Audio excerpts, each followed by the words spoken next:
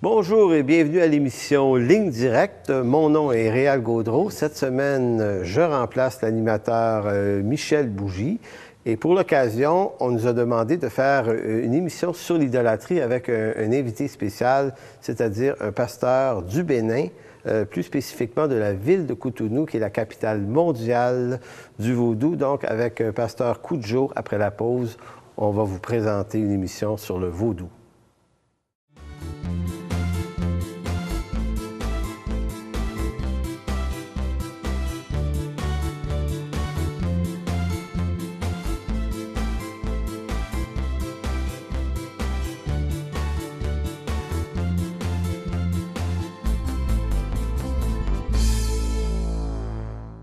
Alors, bonjour, pasteur Cudjo, vous allez bien? Oui, bonjour, pasteur Réal, ça va? Oui, ça va très bien. Donc, tel que promis, comme invité, aujourd'hui, nous avons pasteur Cudjo de Cotonou, au Bénin, qui tient là-bas une assemblée chrétienne qui fait partie de notre confession, une assemblée chrétienne, la Bible parle.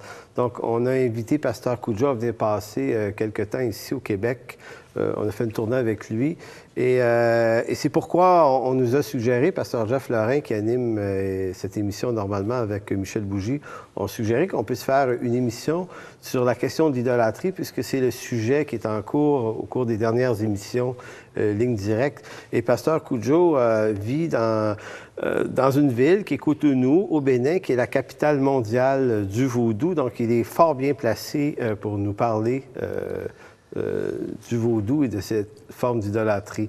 Donc, en commençant, seriez-vous capable de nous dire en quoi consiste précisément le vaudou? Le vaudou, c'est une adoration des ancêtres des Béninois.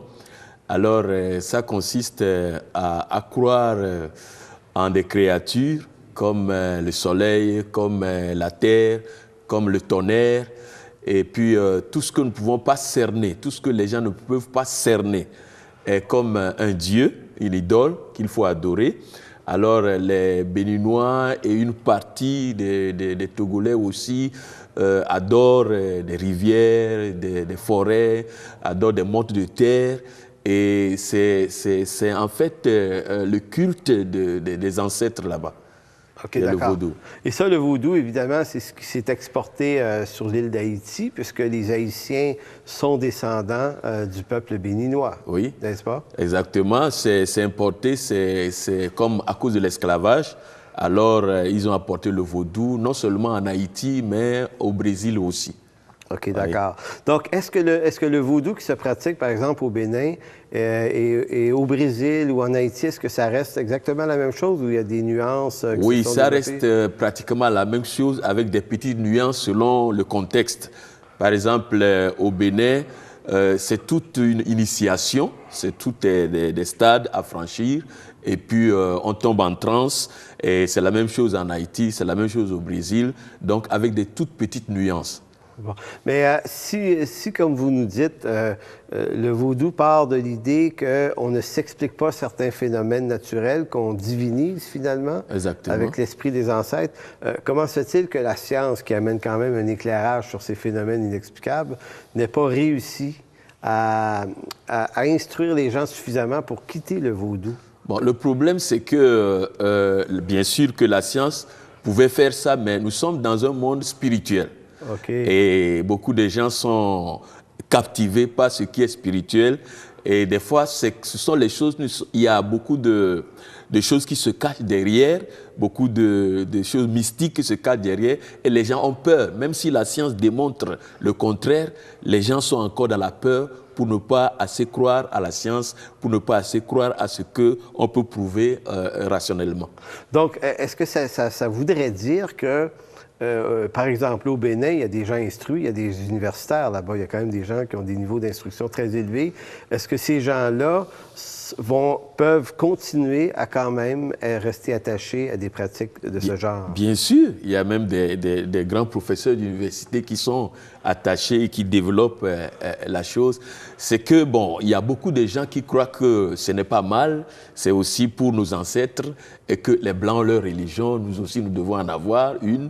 Donc les gens sont attachés, même des grands universitaires béninois sont dedans.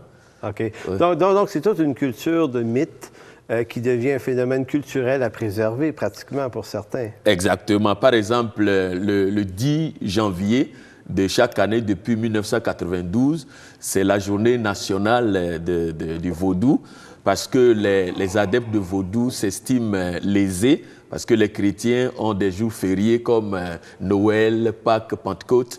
Les musulmans aussi en ont, comme le Tabaski, le Ramadan. Et les adeptes de vaudou se sont dit, mais nous aussi, nous devons avoir un jour férié. Et donc, le 10 janvier, c'est la journée nationale fériée pour le vaudou. C'est qu'eux aussi, ils veulent qu'on les reconnaisse et qu'ils ont leur mot à dire dans cette partie de l'Afrique qui adore le vaudou. Donc, à cette journée fériée-là, ils font venir, tu me disais aussi, des gens d'Haïti, il y a des gens du Brésil. Il y a comme finalement une festivité géante là-bas. Là. Oui, exactement. C'est une journée où il y a une exhibition des prêtres vaudous. Vous savez que dans le vaudou, il y a plusieurs départements, il y a plusieurs sortes de vaudou. Il y a le vaudou du tonnerre, comme je l'ai dit, vaudou du sol, vaudou de la rivière, etc. Donc, des gens viennent d'un peu de partout pour venir voir cette journée où les prêtres ou les grands sorciers exhibent leur force, leur charlatanisme, etc. C'est presque une compétition. Et bien sûr, c'est presque une compétition et ça se passe même dans le stade, au stade où tout le monde converge pour voir les démonstrations. Ah oui, dans le stade à Cotonou. Oui, à Cotonou. Donc, est-ce qu'on peut voir que les Béninois développent une certaine fierté d'être le pays à l'origine et qui veulent vraiment se l'accaparer pour eux? Exactement, ils veulent s'identifier, ils sont fiers d'être des initiateurs, d'être des gens qui gardent cette pratique ancestrale et ils sont fiers de ça. Et depuis que le 10 janvier est proclamé, décrété comme un jour national de vaudou, alors là, bon, avant les gens peuvent se cacher pour faire ces choses, mais maintenant, au grand jour, les gens s'exhibent et ils sont fiers d'avoir ça comme un patrimoine. OK. Une question sur les différentes pratiques. Par exemple, nous, on connaît le vaudou à travers, par exemple, toute la question des poupées. On va piquer une poupée avec des aiguilles. La poupée représente un individu. Donc, quand on parle de vaudouisme, on parle de toutes sortes de pratiques. C'est pas juste de l'adoration des arts, c'est vraiment très, très varié. Oui, bien sûr, c'est varié. Et puis, quand on parle de vaudou, la majorité des adeptes croient qu'il y a une force mystique dans ces affaires-là. Et puis, il y a des envoûtements, par exemple. Donc, si je suis un adepte de vaudou et que vous m'offensez, par exemple, je pourrais aller voir le prêtre vaudou qui me donne certaines incantations et je pourrais vous envoûter. Des fois, on peut dire que vous allez commencer à sentir mal dans une partie de votre corps. Donc, c'est des pratiques comme ça. OK, donc c'est l'idée de rendre les gens malades, à la limite, de leur souhaiter la mort à distance. Oui, exactement. Et ce n'est même pas ça. Les gens vont aussi chez les prêtres de vaudou pour chercher la santé, le bonheur, et puis pour aussi faire du mal à son ennemi, quoi. OK, donc il peut y avoir des rites maléfiques, mais des rites bienséants aussi. Il y a tout là-dedans. Exactement. Il peut y avoir des guérisons, il peut y avoir aller chercher le bonheur, aller chercher à avoir un bon foyer, etc.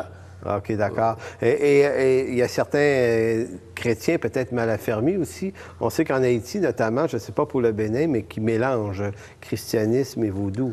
Exactement, il y en a qui sont, même lors des manifestations de ces journées-là, il y a même certains journalistes qui se moquent même des chrétiens, qui, pendant la nuit, vont consulter ces prêtres vaudous, et quand il fait jour maintenant, ils se disent chrétiens, il y en a. Donc, ils vont à l'église le jour. Ils vont à l'église le jour et ils vont chez le prêtre vaudou la nuit, quoi. OK, c'est assez intéressant. Oui. Lorsque je suis allé quelques fois à l'église, chez toi, à Cotonou, oui. Et tu te souviens sans doute de cette journée où on est allé visiter un temple, le temple des serpents. Oui, le temple de Python à Ouida. À Ouida, oui. Et qu'il y avait des chrétiens qui nous accompagnaient. Oui. Et de nous voir pénétrer dans le temple, ça leur faisait presque peur, alors que nous, on n'avait aucunement peur d'entrer dans le temple des pitons. On a même mis des pitons autour de notre cou. On se faisait photographier, mais on voyait bien que les chrétiens là-bas, bien qu'ils ne sont pas adeptes du vaudou, demeurent dans la crainte de cette pratique-là. Oui, effectivement. Et la cause première de ce phénomène, c'est que on met beaucoup d'emphase à faire la publicité à ces forces-là, que beaucoup de chrétiens ont plus peur de ces choses que d'avoir la crainte de Dieu. Vous savez que la crainte de Dieu, c'est elle qui bannit toute crainte, toute la crainte des hommes, ou bien la crainte de vaudou, des idoles, etc. Donc le fait que les chrétiens eux-mêmes mettent l'emphase sur le vaudou, sur les démons, ça fait que beaucoup de chrétiens sont encore dans la peur. Okay. Et quand on voit certains chrétiens qui s'aventurent comme vous, comme certains d'entre nous qui savons que non, il n'y a rien, donc ils s'étonnent un tout petit peu. Donc, parce que aussi on voyait que dans les stations de radio chrétiennes là-bas, on entendait des prédicateurs qui mettent énormément d'efforts à dénoncer le vaudou continuellement, à interdire aux chrétiens d'y aller. Donc, ce sont eux presque qui font la meilleure publicité au vaudou? Oui, exactement, parce que il faut, la première des choses, c'est que pour les gens dénoncent, même des pasteurs et des chrétiens, ne font que dénoncer. Mais ils n'amènent pas la parole pour affermir les gens. Donc, ils ne font que dénoncer le vaudou, ils ne font qu'insulter même les prêtres vaudous. Et ça fait que les gens ont peur de ces gens-là. Au lieu d'amener la saine doctrine, au lieu d'amener les gens à savoir que notre Dieu n'est pas en compétition même avec ces gens d'affaires. Donc, je peux dire que tout en voulant dénigrer ou parler trop souvent de ce vaudou, ça fait que les gens ont peur et puis les chrétiens sont dans la peur en permanence. Donc, ce qui veut dire que ce qui est important de bâtir dans l'émission là-bas en Afrique, notamment au Bénin, c'est de fortifier la formation dans la parole. En d'autres mots, instruisons-les dans la vérité. Exactement, c'est enseigner la vérité et que cette vérité, parce que la Bible dit que vous connaîtrez la vérité et la vérité vous rendra libre. Donc la chose la plus importante pour nous pasteurs, les évangélistes, les dirigeants d'Église, c'est d'enseigner la vérité, c'est d'enseigner Jésus et que les gens connaissent leur identité en Christ pour être affermis et savoir que aucune force ne peut les surpasser. D'accord. Voilà, c'est ça. Bon, on va se diriger maintenant vers une pause et on va continuer après la pause sur cet excellent message, très instructif d'ailleurs.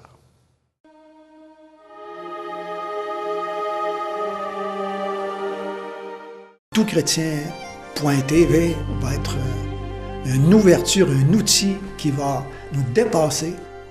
Et tous les espoirs sont permis. Toutchrétien.com est donc là pour rester et grandir. Ce grand portail constitue en lui-même une plateforme unique d'études et d'échanges entre les chrétiens du Canada francophone et de la francophonie tout entière. Toutchrétien.com, un vecteur d'évangélisation unique au service de l'Église de Jésus-Christ. Pour les gens qui ont envie de vivre une relation avec Jésus-Christ, je crois que là, ils vont trouver quelque chose qui ressemble à leur temps et qui répond à des besoins de tous les membres de leur famille. Alors, de retour à l'émission Ligne Directe, aujourd'hui, nous avons un excellent invité en la personne de Pasteur Cudjo, pasteur de l'Assemblée chrétienne, la Bible parle à Cotonou, au Bénin, avec lequel on s'entretient sur toute la question du vaudou, donc de cette idolâtrie qui domine énormément dans le pays. Donc, avant la pause, on s'est fait expliquer un peu en quoi consistent les grandes lignes du vaudou. Évidemment, on n'est pas allé dans les détails. Maintenant, dans ce deuxième segment, on va aller vers les pistes de solutions. Donc, on avait déjà dit avant la pause qu'il y aurait cette importance d'axer une instruction biblique beaucoup plus solide pour les chrétiens et éviter de les instruire continuellement dans la crainte du vaudou. C'est bien ça, au fond. Exactement, c'est bien ça. Parce que quand vous lisez le Nouveau Testament, Normalement, quand vous appelez Jésus, vous devrez appeler Jésus, le Père, le Saint-Esprit 49 fois avant d'appeler le nom de Satan. Quand on voit même le pourcentage, on ne voit pas pourquoi on doit mettre en exergue le nom de Satan, les démons, le vaudou, pour faire peur aux gens. Donc, les chrétiens doivent venir à la source, à la parole de Dieu, pour être affermis et savoir la différence entre ce qui est tangible et ce qui est néant. D'accord. Parce qu'au fond, ce qu'on pourrait dire que le réel pouvoir des vaudouisants, des prêtres, des féticheurs là-bas, c'est davantage, leur pouvoir tient sur la naïveté du peuple, à la limite, la naïveté même des chrétiens là-bas. Donc, si les chrétiens cessent d'être naïfs, si je comprends bien, ah oui. Instruits par l'Écriture, c'est donc même les pouvoirs du vaudou qui va finalement s'effriter. Exactement, exactement. Donc, quand les chrétiens vont connaître leur identité en Jésus, je le dis souvent, une chose est d'être chrétien. La chose qui est la plus importante aussi, c'est de connaître son identité en Christ et de savoir ce que Jésus-Christ a fait à la croix. Quand nous allons dans Exode 12, 12 par exemple, où le Seigneur dit qu'il va juger tous les dieux d'Égypte parce qu'il est éternel, et quand il a commencé, aucun des idoles d'Égypte n'a bronché.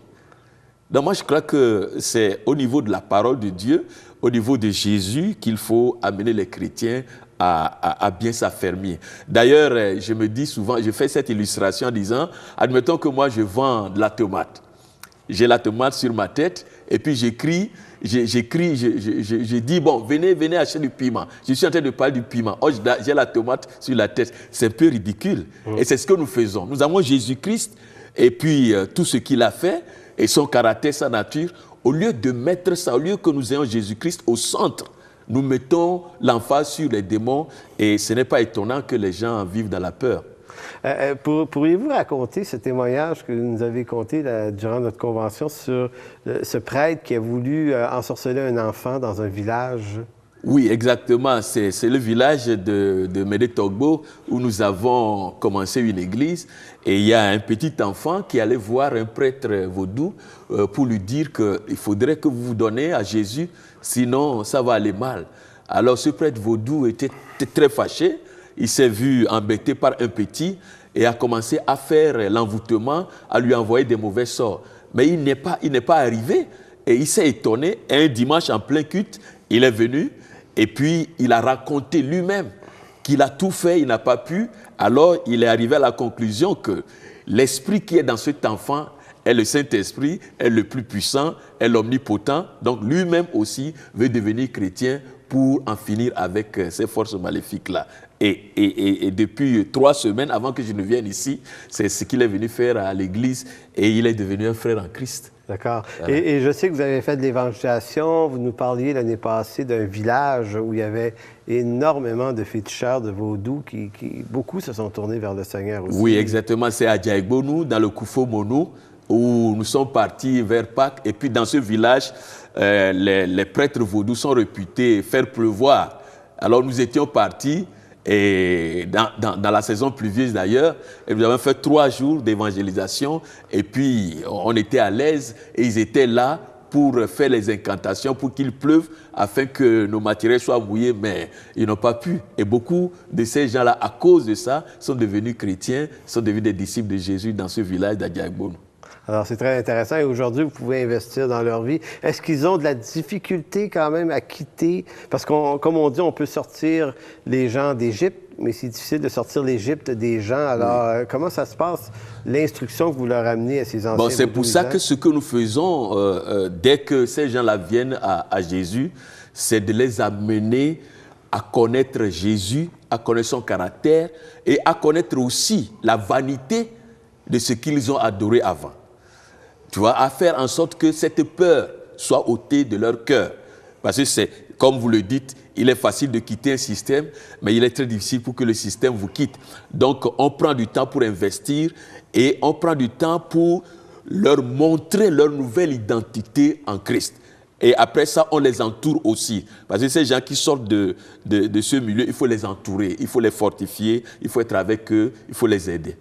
Donc, j'imagine qu'il y a d'autres vaudouisants qui tentent de les regagner à nouveau. Il doit y avoir tous ces combats qui se passent en même temps. Exactement, exactement, exactement. Des fois, ils sont la risée de leur ancien système, mais petit à petit, ces gens-là qui sont de l'autre côté voient que voilà, la gloire de Dieu carrément sur leur vie, voient qu'ils sont devenus transformés et que même j'ai des témoignages où des gens qui sont sortis dans le vaudou, dans ce système-là, même leur chant a commencé à bien produire parce qu'ils vont au chant et ils savent que le Créateur est le Dieu qui est devenu leur Père, est le Créateur de la terre.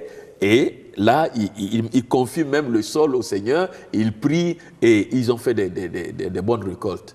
Mais est-ce que vous pensez qu'à court ou moyen long terme, le fait de faire une percée avec votre Église, dans les milieux vaudouisants, est-ce que ça pourrait vous amener des problèmes, des persécutions éventuellement? Oui, ça amène des persécutions. Comme vous savez, les ténèbres ne se laissent pas éclairer facilement. Exactement. Donc, ça amène des frissons, ça amène des dénigrements. Même dans le village de Médé Togo dont je viens de parler, on a eu beaucoup de persécutions.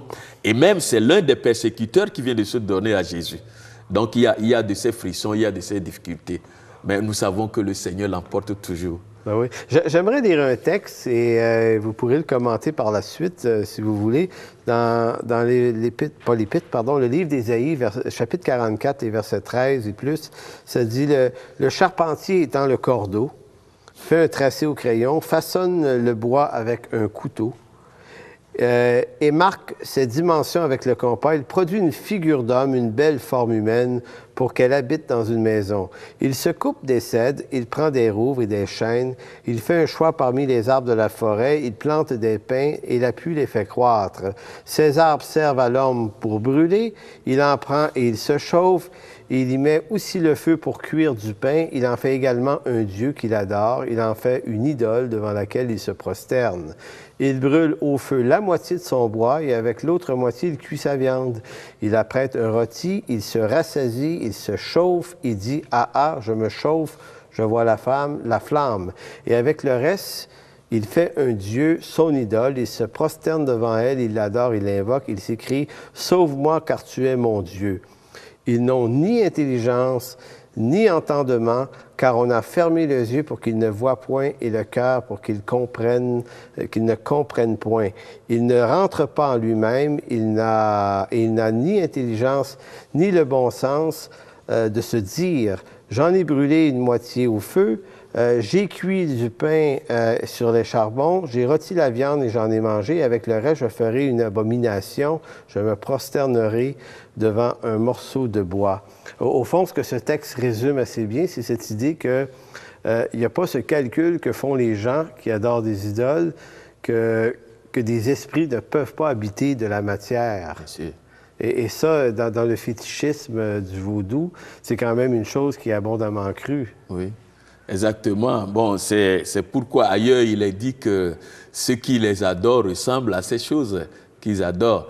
Ce que je voudrais dire, c'est que c'est une obscurité qui vraiment cache leur entendement et que nous qui sommes dans la lumière, nous sommes appelés vraiment à prier pour eux.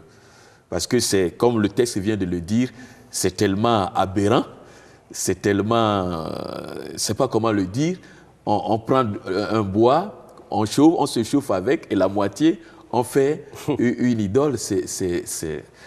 On rit de la chose, mais les gens sont dedans.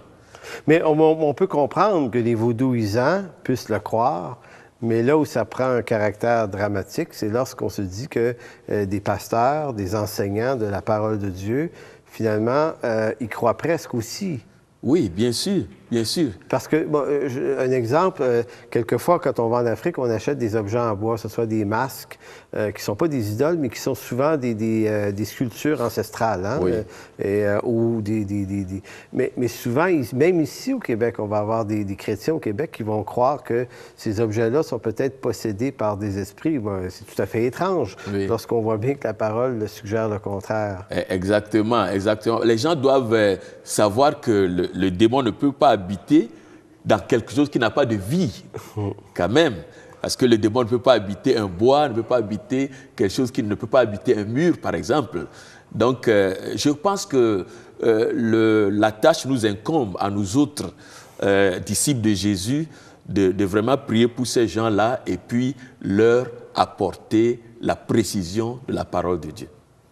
Donc, de plus en plus au Bénin, c'est ce qu'on désire faire dans notre partenariat avec vous, s'assurer que des cours bibliques puissent être acheminés, vous en donnez déjà vous-même. Je crois que vous êtes quand même un certain groupe de pasteurs qui vous instruisez de la chose pour amener le plus d'éclairage biblique possible sur la question d'idolâtrie. Exactement, c'est la raison pour laquelle nous sommes partis aussi à la radio Tokpa, où nous avons une heure d'émission. Et à travers cette émission, nous sommes en train de préparer les cœurs. Nous avons même une amicale des pasteurs de notre quartier. Et nous voulons petit à petit amener des gens. Les cours que nous allons recevoir de la Bible du Canada, nous allons les passer aussi à l'émission. Et je pense que la somme de toutes ces choses va amener les gens à voir clair et à être libres et à adorer le vrai Dieu. Pasteur Cudjoe, ça a été un honneur de vous avoir à l'émission pour discuter de ce grand sujet qui est l'idolâtrie. Merci d'avoir accepté l'invitation. C'est moi qui vous remercie. Donc, on vous salue et à la prochaine émission pour un autre sujet. Merci beaucoup. Bonjour tout le monde.